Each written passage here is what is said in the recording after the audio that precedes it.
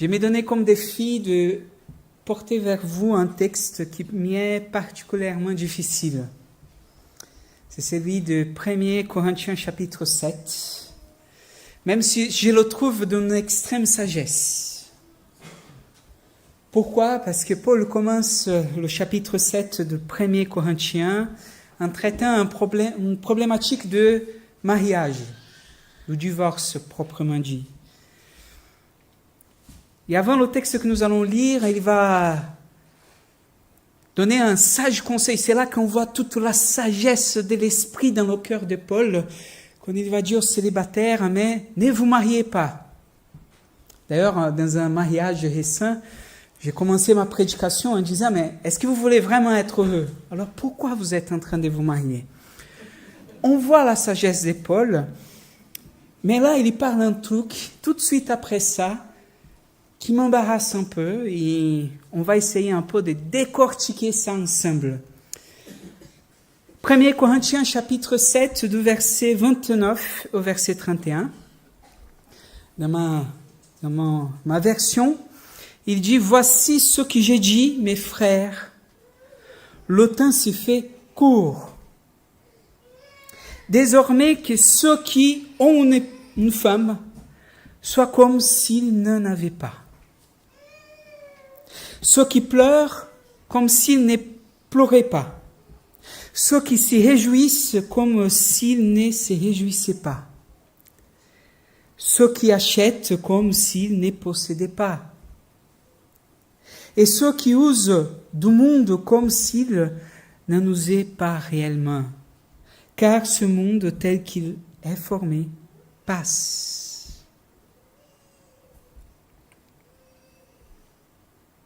On va prier.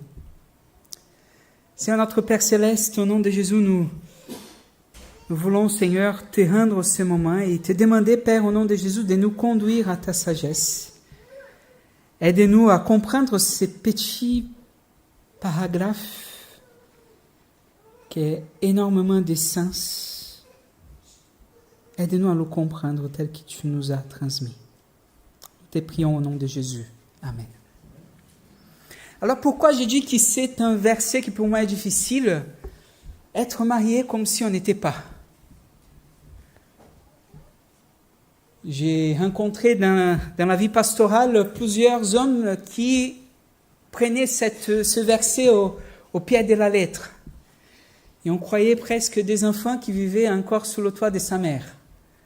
Voilà, c'est la femme qui faisait toute la cuisine, qui nettoyait la maison, qui gérait le budget de la maison, pendant que monsieur était là en train de jouer son videogame, de regarder sa série, etc. Et je parle comme ça en m'amusant, parce qu'au début de mon mariage, c'était un peu comme ça. D'ailleurs, j'ai mis une date historique de mon mariage. J'ai dit qu'il y a un avant et un après. C'était le jour où j'ai nettoyer les toilettes. Parce qu'au début, je disais à Diane, je peux t'aider en tout, sauf nettoyer les toilettes. Le jour où le Seigneur m'a touché, il m'a dit, mais c'est pas Diane, c'est pas elle ta mère. Vous êtes un couple, et c'est à toi aussi de nettoyer ce que tu fais dans les toilettes. Et j'ai appris ces jours-là que j'étais pas chez maman, ou j'étais plus chez maman. On était ensemble, et on portait ensemble les choses. Plus facile à dire qu'à accomplir, dirait ma femme. Mais c'est inutile de mentir qu'au-delà des grands rassemblements des foules qui peuvent apaiser notre angoisse du moment, nous sommes les uns les autres un peu désemparés, les uns les autres un peu dans ce monde. Et quand j'ai posé la question la dernière fois que j'ai prêché, est-ce que le monde est pire qu'avant ? La réponse était presque unanime, oui. Et nous tous, nous nous sentons un peu dans cet esprit d'épaule, laissons toutes ces choses de côté, allons être comme les Amish, un peu comme des Quakers, se mettre un peu de côté, créer nos propres villes et vivre pour le Seigneur pleinement. Ça peut être un peu l'idée que nous avons ici en lisant ce texte. comme si on n'a plus rien à faire dans le monde.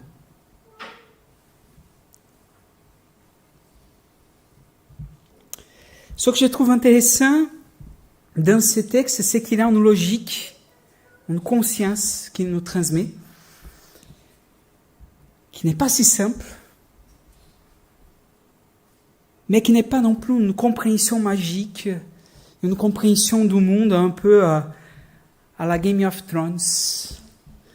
Voilà, le monde qui est pris par tous des dragons et des choses comme ça, et nous qui sommes là, quoi. C'est pas ça. La logique des pôles derrière. Et on va essayer de voir ça ensemble. L'histoire, je pense qu'il y a plus de sens pour nous, c'est de voir exactement 3 termes pour aider à comprendre la phrase. Et ces 3 thèmes, le premier, c'est le moment, la question du temps. Le deuxième, comme non, comme si on n'était pas. Et après la conclusion, je vais me tenir dans ces 3 moments. Parce qu'il va commencer son texte en nous parlant exactement de ce temps difficile qu'on vit. Verset 29, je vous relis. Il va nous dire, je vous rassure, frères et sœurs, le temps est limité, dans une autre version. Mais là encore, désolé, je sais que je peux être un peu lourd avec ça, mais qu'est-ce qu'il nous parle de temps? Quel temps il nous parle-t-il? Quel temps est limité? Quel temps est là? Qu'est-ce que nous comprenons pour ce temps? Le temps qu'il parle ici, là encore à nouveau, c'est le kairos. C'est pas le temps chronos.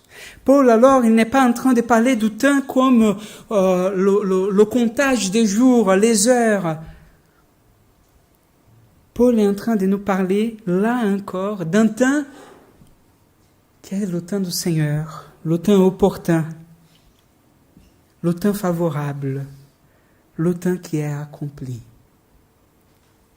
Nos versions habituelles traduisent le temps qui est court, le temps qui est limité, qui suggère ainsi qu'il reste peu de temps avant la fin. C'est en jeu ici la question de l'imminence du fin du monde, peut-être. Et pourtant, Paul dit, il ne dit pas que le chronos, c'est-à-dire le temps qui mesure la chronologie, est écourté, qu'il est sur le point de se terminer. Il parle non pas de chronos, mais de kairos. Et de ces kairos, il ne dit pas qu'il est écourté ou achevé, voire qu'il en reste peu, mais qu'il est accompli. Pour Paul, les Corinthiens vivent dans le temps présent qu'il est le leur.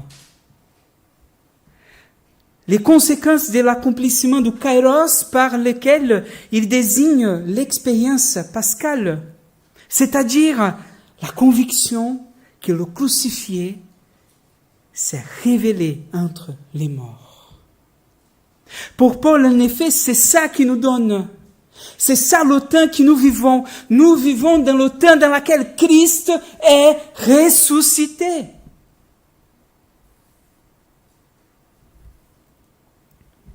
Paul est en effet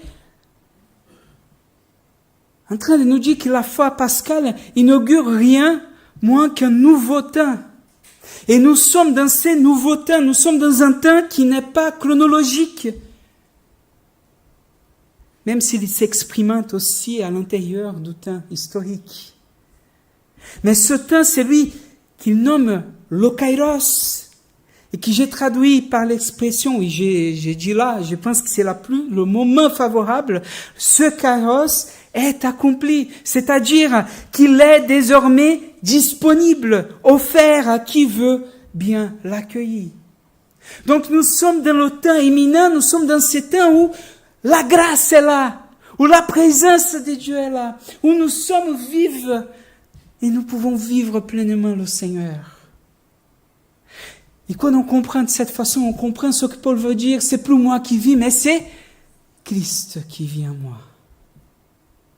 Ce que Paul veut nous conduire, c'est finalement à vivre autrement ce que nous vivons là aujourd'hui. Ce que le temps présent peut parfois nous enfermer.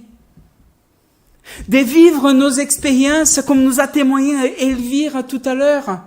De notre expérience comme si c'était quelque chose de quotidien. Et de vivre nos patrons et des pardon à tous les patrons qui sont là. Même comme des personnes qui, pour dire dans un bon français, nous rend la vie difficile. De vivre les difficultés, de vivre les maladies, de vivre nos expériences humaines, non pas à partir de ce que la vie nous apporte, mais à partir de l'esprit. C'est pas l'horloge, c'est pas l'histoire qui nous raconte qui nous sommes. Il y a cet instinct à nul autre pareil, instinct singulier qui va opérer un décalage par rapport au temps historique. Ce que je veux dire par là, c'est que en vivant le temps à partir du kairos, et pas le temps à partir du chronos, et pas à partir de nos expériences, mais à partir du Christ, nous lisons ce que nous vivons d'autre façon.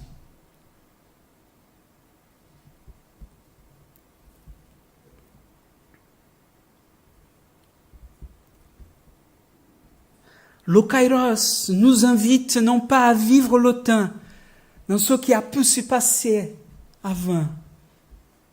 Le kairos nous invite à ne pas vivre le temps dans ce qui pourra venir, mais de vivre aujourd'hui ce que Dieu nous donne, le manna de ce jour, la présence de Dieu tel qu'il est, tel qu'il se manifeste. Alors que nous vivons, bien entendu, dans le rythme du chronos, on a des alarmes de nos portables qui nous réveillent le matin, on a des engagements à faire, on a le temps avec notre famille, on a le temps dans le travail, on a le temps... Voilà, nous avons des choses à faire, et même les retraités, parfois travaillent plus que ceux qui travaillent.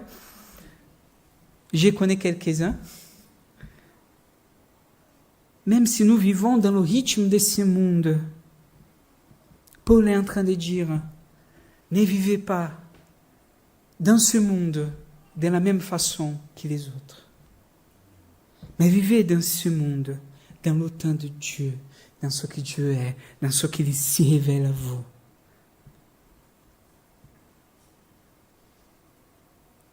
La deuxième expression que nous allons voir aujourd'hui, je vais un peu plus vite parce que le temps passe, c'est comme non.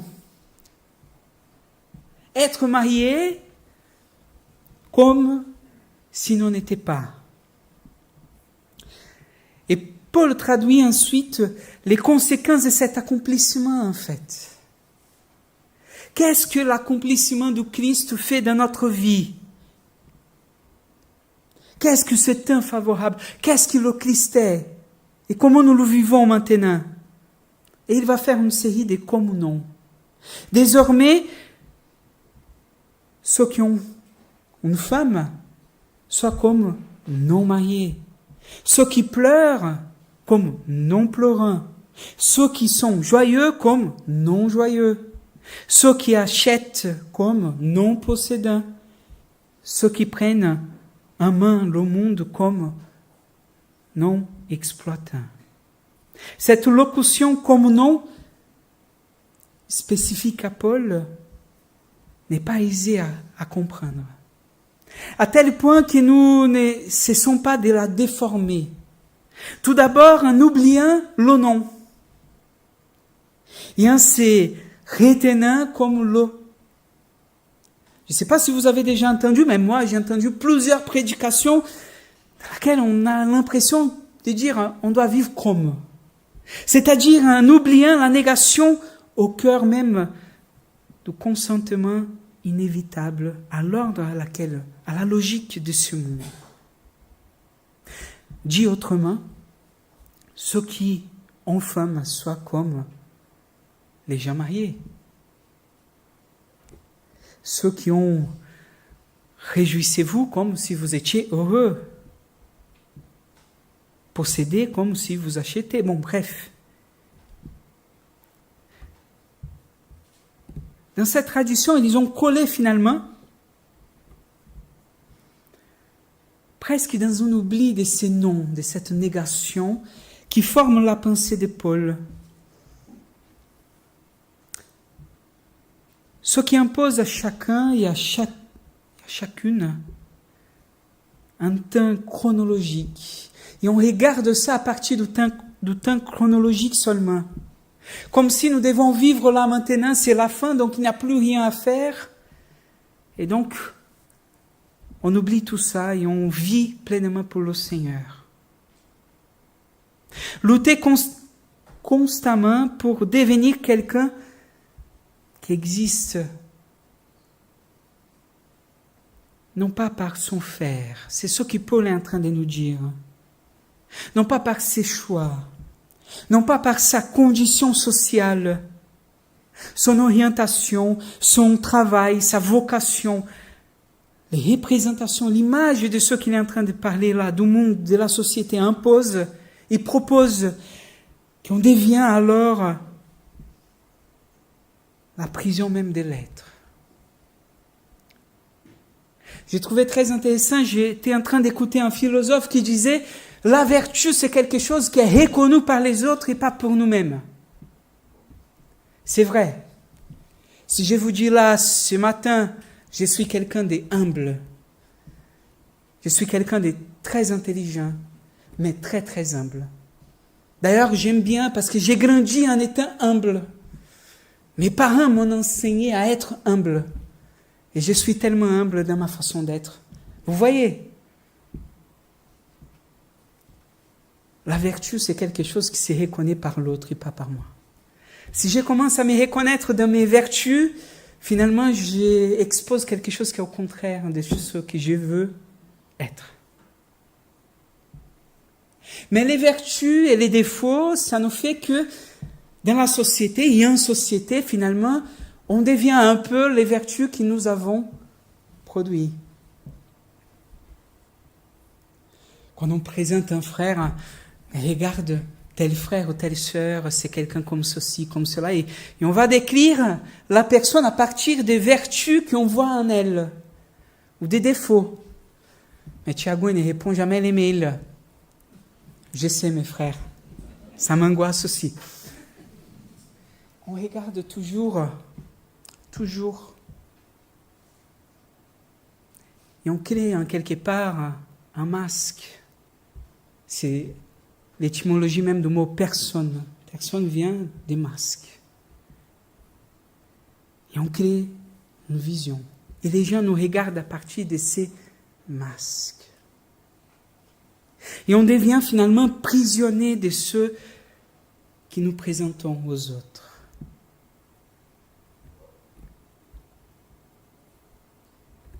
Si nous enlevons le nom, c'est ça qu'on va conduire les personnes. Vivez comme si vous étiez marié. Donc vivez dans cette masque de marié. Vivez dans cette masque de quelqu'un qui possède les choses. Vivez de cette façon-là. On peut inverser. On peut oublier le comme et on peut dire simplement le non. Alors ça deviendrait que ceux qui ont des projets de prendre femme ne se marient plus. Ceux qui achètent cessent d'acheter. Ceux qui comprenaient en main le monde se retirent loin du monde. Bref, ne vivez plus comme les autres. L'attitude d'ailleurs qui certains le font déjà. Un peu comme si le monde était lu de façon aussi, là, le problème, littéralement, comme si nous devions nous séparer du monde, vivre de façon séparée, parce que sinon on va être entaché par le monde, et là on ne peut pas, parce que le monde va nous amener à nous distancer de ce que Dieu veut pour nous.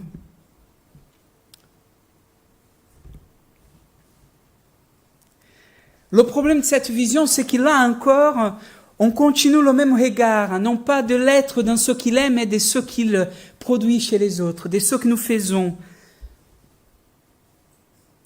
C'est de mal interpréter, il a aussi la signification du monde, parce que le monde est vu simplement comme toutes les choses. D'ailleurs, c'est la problématique. On donne le monde comme si le diable était le Seigneur du monde entier. Et on ne comprend pas ce que signifie le monde que Paul est en train de nous parler ici.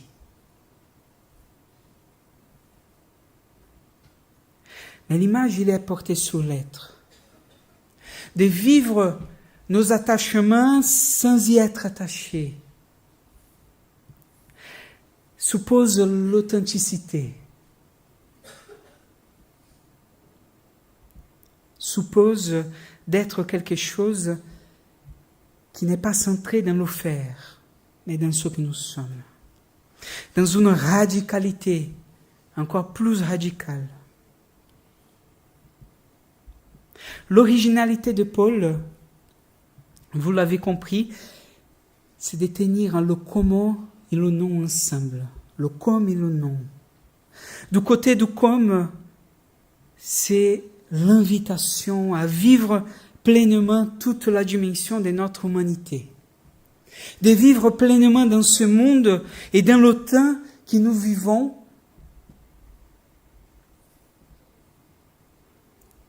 Et du côté du non, il s'agit d'affirmer que ce que nous vivons devant les autres, ce que nous vivons là aujourd'hui, ne dit rien de ce que nous sommes en vérité. C'est donc bien un non radical qui est posé au cœur même de ce que nous vivons devant les autres. De ce que nous vivons, tout simplement. Comme non suppose de vivre pleinement nos professions, pleinement notre conjugalité, pleinement nos liens sociaux, pleinement nos vocations, pleinement ce que nous faisons et dans ce que nous faisons, en sachant que nous ne leur sommes pas réductibles, qu'elles ne sont qu'une image de ce que nous donnons à voir de nous. De vivre pleinement en sachant que c'est plus moi qui vis, mais c'est Christ qui doit vivre en moi. De chercher notre être non pas dans ce que nous sommes, mais dans ce qui il est. Frères et sœurs, Paul nous amène à une émergence, oui, mais plus radicale que ça. À vivre radicalement ce que nous sommes, là où nous sommes. Elvire nous a donné la piste pleine de ce que je viens de dire. Si c'est trop compliqué pour vous, on peut réduire à ça.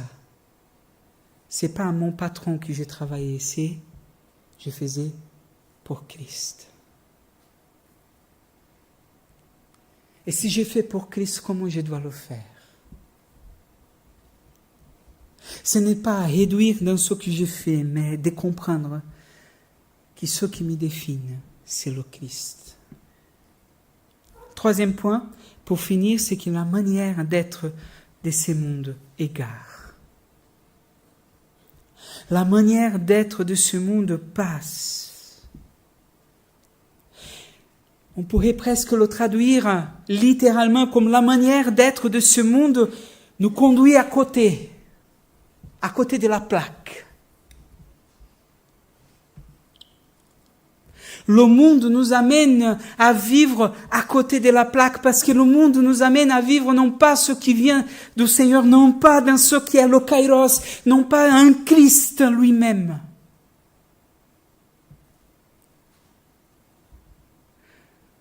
Le monde, vous avez bien compris, c'est pas un film que tu vas regarder, c'est pas la culture, c'est pas le monde qu'il est en train de parler ici.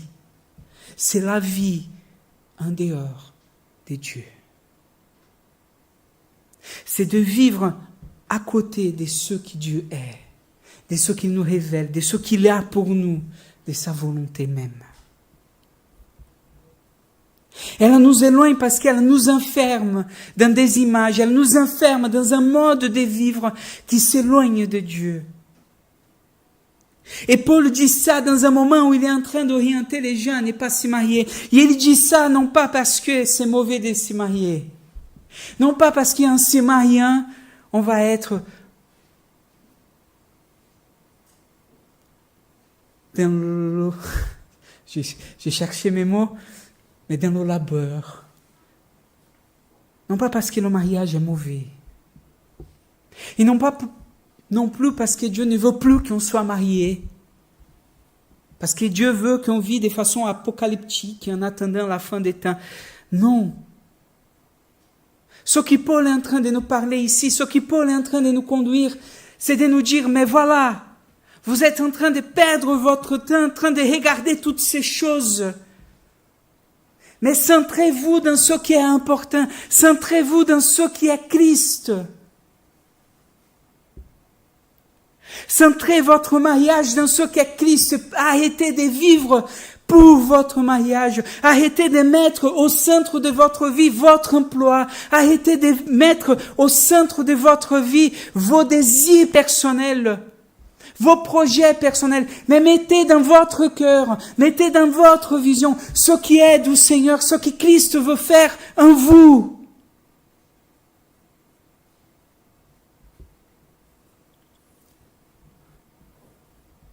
La logique du chronos, la logique du temps, la logique du monde, c'est de nous enfermer dans nos problématiques, dans nos train-train quotidiens.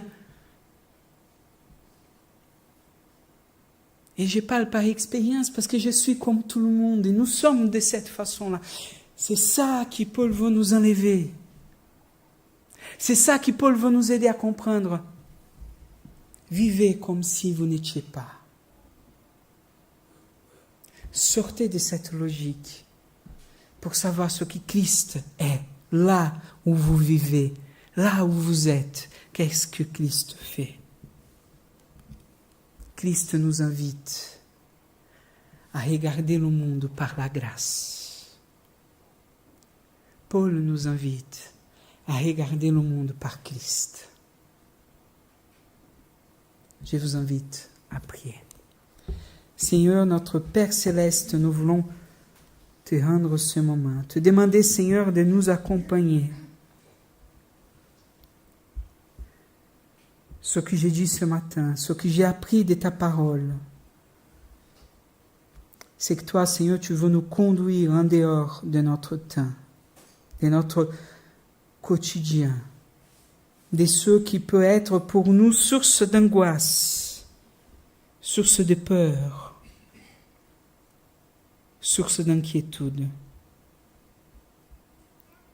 Non pas pour nous aliéner de ces choses, non pas pour ne pas nous préoccuper quand nous sommes malades, non pas pour ne pas nous préoccuper avec ceux qui nous sont chers et qui passent par des choses difficiles, non. Mais comme tu nous as annoncé dans ta parole, pour chercher ta volonté, là où nous sommes, tels que nous sommes, pour nous laisser envahir par ton esprit, pour faire des paroles du Christ notre parole, qu'on y a prié, que ta volonté soit faite, que ton règne vienne. Aide-nous, Seigneur, à nous centrer dans ta volonté. Nous te prions, au nom de Jésus. Amen.